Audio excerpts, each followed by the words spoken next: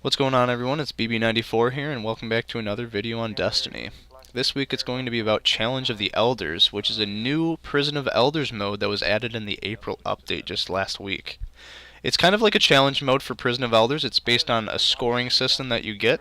The modifiers for week 1 were grounded, players take more damage while airborne. Precision kill bonus, you get more points for getting precision kills, and then small arms. Your primary weapons do double the damage when that's on, but your special and heavy weapons do less damage. So going for high score gets you a weapon that's guaranteed from Variks if you make it to 30,000, and you get a cumulative score that's based on your scores that you add up throughout the week, and when you get to 90,000 on that, Variks will give you a piece of armor. So they're really nice rewards from this, and the way that we did this though was by only going for the fastest time. So we didn't try to get the highest score or anything. We didn't go for a score at all. We were just trying to farm this for some rewards. And the rewards at the end, you have a chance for a ghost shell, a class item, and one of the 3 Prison of Elders exotics, and they're all special weapons. So Queenbreaker's Bow, Dreg's Promise, and Lord of Wolves. As long as your light level is high, you will always get something, not guaranteed every time, but you'll be getting things that will be higher light level than what your current character level is. After about a week of doing that, I was up on my Titan from 320, I went all the way up to 331, and now pretty much all of my characters are right around 320 at least, so it's a very effective way to kind of farm some good gear for leveling up. So here's kind of the rundown of our strategy that we used. We had at least one Defender Titan running Blessing of Light. If you decide to do this with 2 Defenders, have one with Blessing of Light and one with Weapons of Light, and run Illuminated and Bastion in the skill trees for those Titans. Preferably the one with Blessing of Light should be the one that's controlling ads. The other player or the other players should focus only on the boss. Bad Juju for when Small Arms is active, that's the best choice for controlling ads because you never have to reload as long as you're getting kills. You also get a damage boost between kills, and you also, the big thing is you get super energy with each kill. That's a bonus. If Arcburn is ever a modifier, probably something more like Zalo's Supercell, that'll kind of do a similar thing for you. So keep that in mind. For the player that's on ad control 2, like I said, the Blessing of Light Defender, have tier 5 intellect. The faster you get your super up, the faster times you're going to get. That's plain and simple. That's really how we were able to get this time down really quickly. You can have at least another player focus solely on melting the boss. Like I said, if you have 2 extra players, they both should be doing this.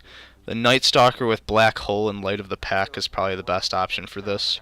By having at least one person on strict boss duty, you also have ads spawning in for the teammate that's focusing on them, so they're not just sitting there doing nothing.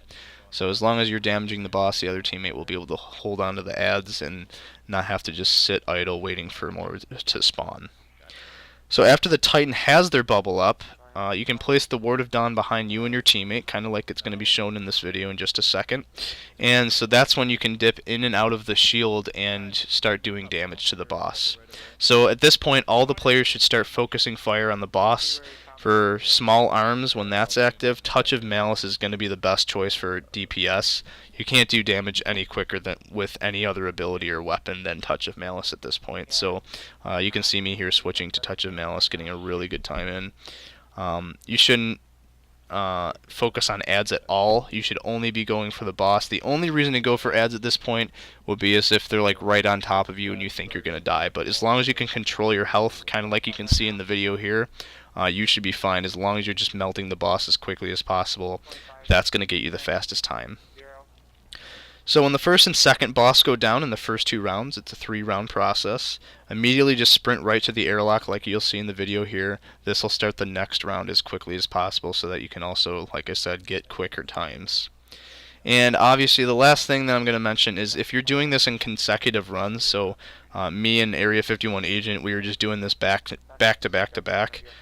If you have a House of Judgment rep booster, using that between your teammate or teammates, that's going to help you to get House of Judgment rep, which gives you more rewards with each package that you get. So this is definitely a nice, easy way to farm rep for House of Judgment. Probably the fastest way that I can think of for doing this. So definitely keep that in mind.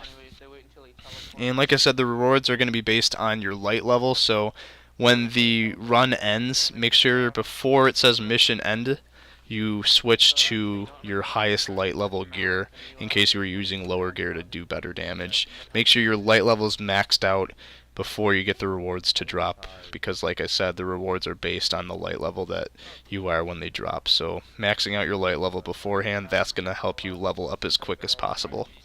So I'm just going to let the rest of the video play out, but the main focus here is to just go for the boss as soon as you get that bubble up.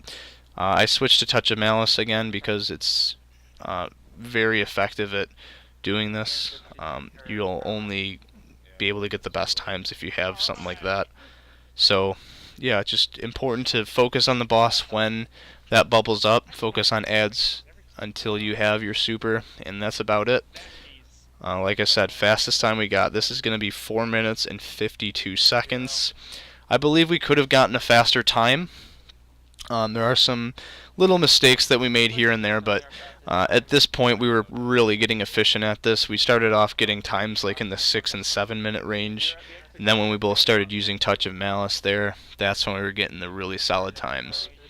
And one last thing I'll mention is that if you are using a Warlock, Tlaloc is a pretty good alternative to Touch of Malice since it doesn't kill you, but it still gives you some pretty good damage. So in conclusion, it's just a really good strategy to use it. Obviously, we could have done a little bit better, but I'm pretty comfortable with how we performed. And thanks for watching, everyone. I hope we can do some more farming in the future. Line ever. Once they add humor to this guy. Crap! Wow! We cut off a minute from our last time. 4 minutes, 52 52 seconds. Holy crap! Save it. God. Definitely